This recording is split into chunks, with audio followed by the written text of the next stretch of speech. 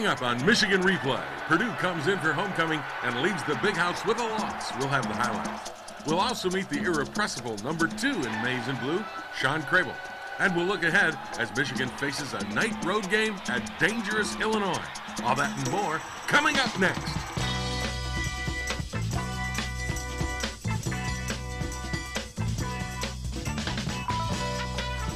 Michigan Replay with Lloyd Carr is brought to you in part by Pepsi, more happy, by Pontiac, official performance machines of the NCAA, by Gatorade Thirst Quencher. Gatorade, is it in you?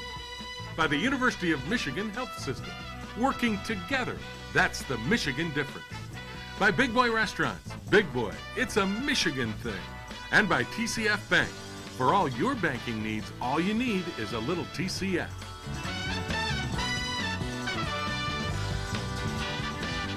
Hello, everybody, and welcome to Michigan Replay. Well, the Wolverines get a big win over Purdue on Saturday. Coach Carr, 41-28, and it wasn't actually that close. First time you said this season that your team, both sides of the ball, played really well all the way through for 60 minutes. Well, Jim, you know, the last 3 weeks we've played at noon, and those last 2 weeks we really did not play well in the first half. So one of the things that we had talked about is playing our best game of the season this week, getting off to a fast start, and we were able to do that. And it's a lot more fun when you can take control of a game early. Did you give them an early wake-up call so that, like, you know, by first part of the game they were like awake now? Yeah, I did. I did at breakfast. I really did. You got them up early? Yeah, no, I didn't get them up early, but I have a way of telling them to wake up, you know. And you do? Yeah. Yeah. I may need you on one of these tough Mondays. They can imitate my wake-up call. Well, here you go. We go to the highlights. First half. This is your first possession. You're forced to punt, but get a great break. Well, sometimes you get lucky, and Zoltan did not have a very long punt there. It hit their player in the back, which made it a free ball. Steve Brown was there. You can't advance that ball, but we got great field position. And on 2nd and 2, you got man coverage on the outside. Well, I thought this was a great call.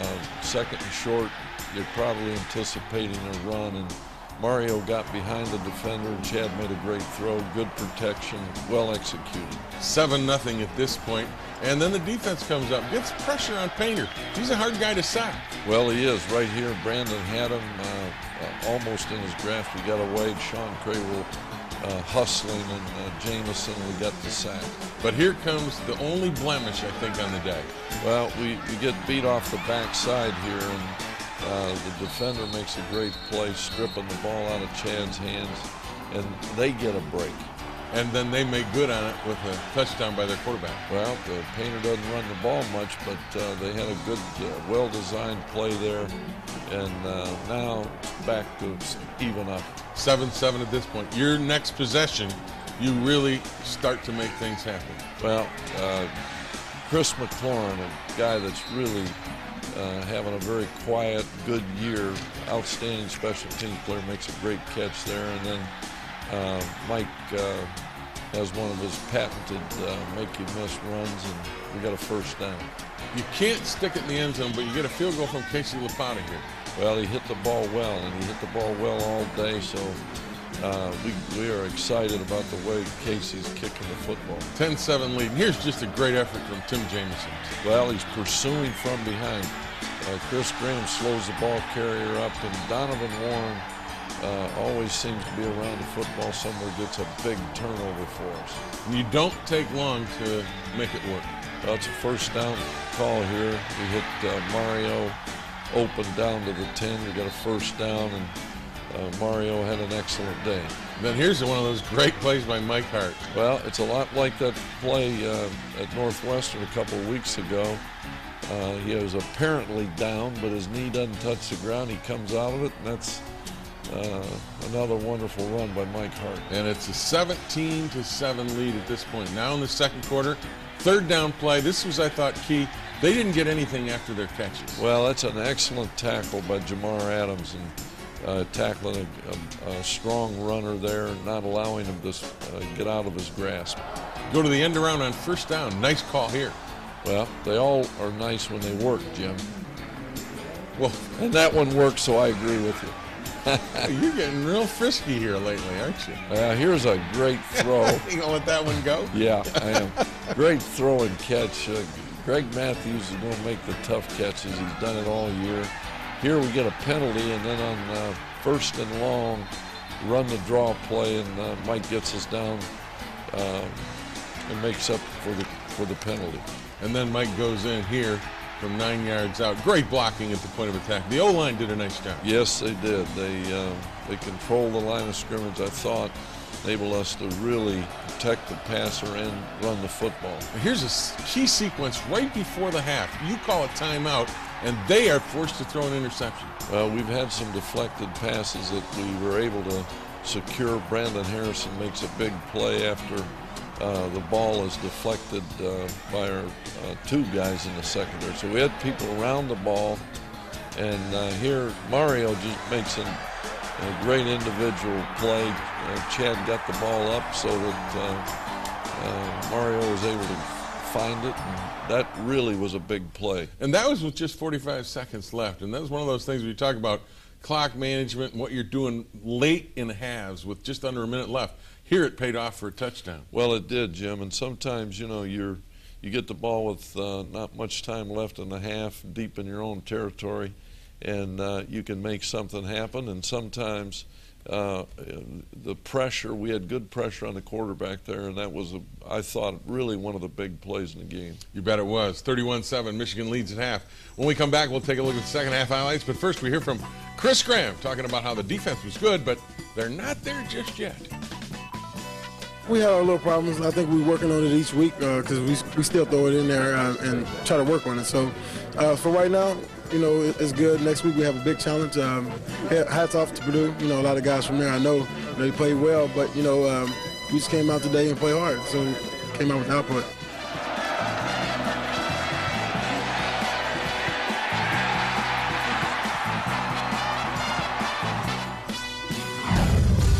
It's pretty just about being ready when you call on. So I guess if you practice hard and you work hard and you got a great line like we got, and when you get that opportunity, you got to be ready. Wolverines had a big 31-7 lead at halftime. Now, Coach, you haven't gone into the locker room with big leads this season. That one was kind of different for you. Well, we did one other game earlier in the season. Well, now Jim. you're going to call me on that. But still, yeah. in a Big Ten game, well, this team was ranked in the top 25. There's no question that that doesn't happen very often, but when it does, then you you've played well. If you can just finish the game, play well in the second half, you can come out feeling like you've really improved. And you did finish the game. Well, the third quarter, I thought we continued to play well here early in the second half. Chad makes a great throw. Mario with great concentration gets us the ball in great field position. Now, you don't score a touchdown, but you get points out of this drive, which I thought was important. Well, Casey has kicked 3 field goals in this game, all of them from the hash mark, which are difficult angles. I thought he really did a good job. At this point, it's 34-7. This may be Purdue's best drive where they looked a little like Purdue offensively. Well, the disappointing thing for us, we got him 3rd and 18. We had sacked Painter, had great field position, long down and distance, and then give up a play here. They get the ball behind our corner, Donovan Warren. We're playing 2 deep coverage there. He's got to get a little bit deeper. Here's the 3rd and 6, and I like this. Your defense just doesn't quit. Well, Morgan Trent makes a wonderful play here supporting the quarterback scramble, and they come up short and have to punt the ball. And then you get the ball back and you go back to work. Well, we got the quick screen here to Mario, Carson Butler out in front and get a first down. And here's the 3rd and 7 throw to Mr. Consistency, Adrian Arrington. Well, he is Mr. Consistency all year long. He catches the ball. Chad under pressure makes a good throw, and Adrian under pressure makes a wonderful catch. Early in the 4th, here's Carlos Brown. Well, Carlos had a great week of practice. He's a guy that has got wonderful speed, and it was great to see him have some success today. And then on the next play, after you take a 41-7 lead there, you get another big turnover thanks to pressure. Well, here it is. Will Johnson knocks the quarterback down. The ball was thrown short. Jamar Adams, who is also, he and Brandon Engelman and Morgan Trent are three seniors that really have stepped up and are playing extremely well in our secondary. Then you go to tight end Carson Butler in a big play. Well, Carson stepped in where Mike Massey is injured, out for the season, makes a very nice move there to gain some yards after the catch. And the rest of this drive is on the ground, Carlos Brown again.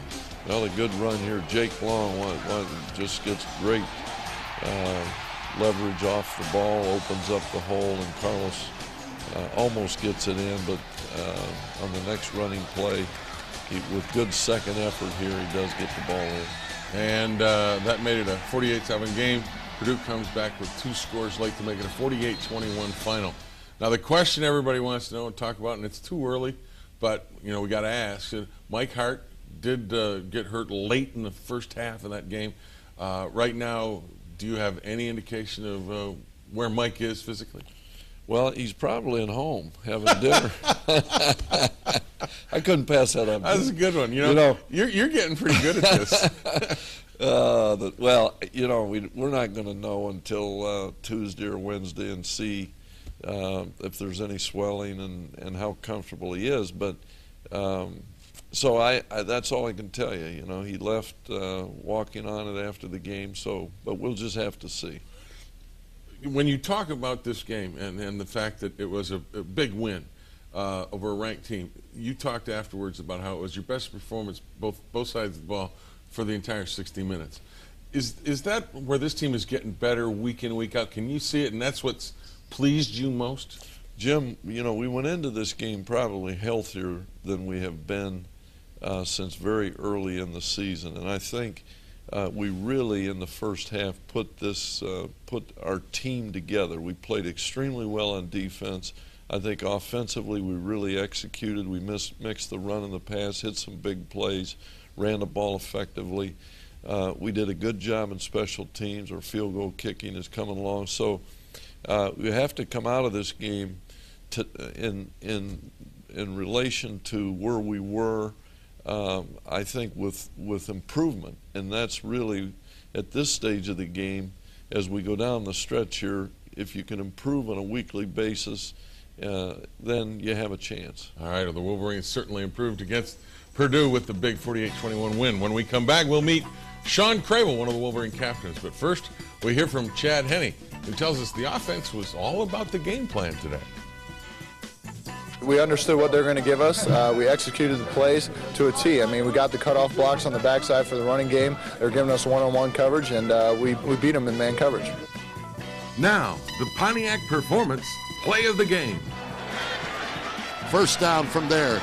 At the left hash, Mundros and Hart in the offset eye. Power left, here's Hart off the left side. Squeezing through, bounces off the top of the pile. Still on his feet, he's in the end zone with second effort. Touchdown, Michigan. He never went down. And the Boilermakers thought they had stopped him. Captain Sean Crable is one of the more interesting young men you'll ever meet. He's loaded with talent, but didn't always work at it. That got him into the occasional doghouse with the coaches. But through all the trials and tribulations, this fun-loving linebacker was pulled to the top of his game, not just as a player, but as a person. You see, Sean Crable was voted captain by his teammates this year, something that was a surprise, even to Sean. I think being captain is weird. I mean, especially being captain with like Mike and Jake, because like I look at myself when I'm in the room with Mike and Jake, it's like honorary, because Jake is just Jake. He's got all these accolades and all these things that. Mike is like the poster child, and he does all these things, and it's like me, who's like had the rough road. It's kind of like, when they're looking for people to step up and talk and stuff, they're looking for Jake and Mike. They're not really looking for me to be like, step up. And to realize, like, even though I haven't had the best road to it, I still have an impact on this team. And, this team kind of watches the way I practice and the way I perform and the attitude that I take, toward especially on defense.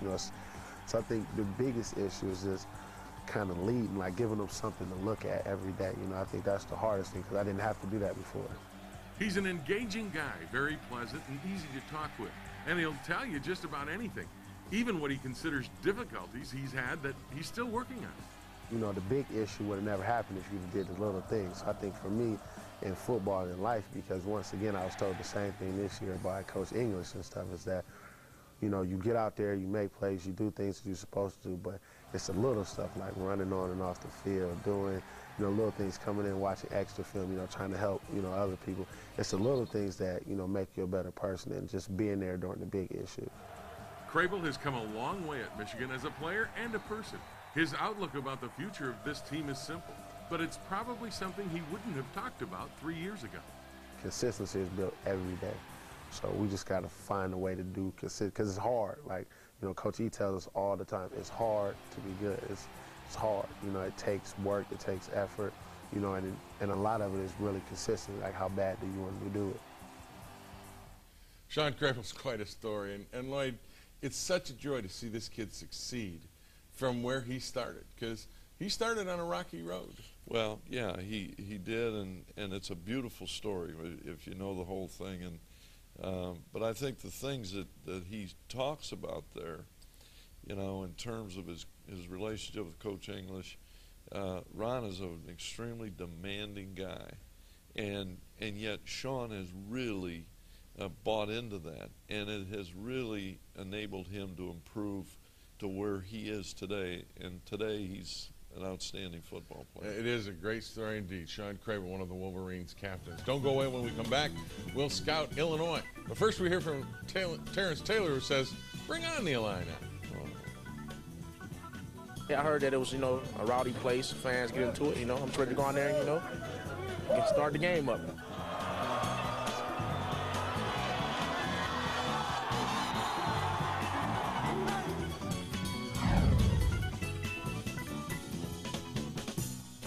Iowa, you know what I'm saying, you can say they knocked them out the Big Ten race. You know, we're still in there. You know, we just got going there with our head focused. You know, we just can't overlook them. You know, just because they lost don't mean they're not going to come in and play. You bet. The Illini will come to play, and it is a night game in Champaign, and we're going to scout the Illini. That's going to be a battle down there. Well, there's no question. Illinois has, in the last 2 years, made unbelievable strides. A very physical, tough football team, runs the ball as well as anybody maybe in the country, and improved defensively a year ago, and well-coached football team. And the thing, again, about Illinois is they've got, under Coach Ron Zook, kind of a running quarterback, if you will, in Juice Williams, but they also have Eddie McGee who can come in and play. It's kind of a two-quarterback system. Well, it's a spread offense, using the quarterback to run the option, designated draw plays for him. And so it reduces defensive football to assignment football, Jim. Somebody's got to have the quarterback, somebody's got to have the pitch on every down.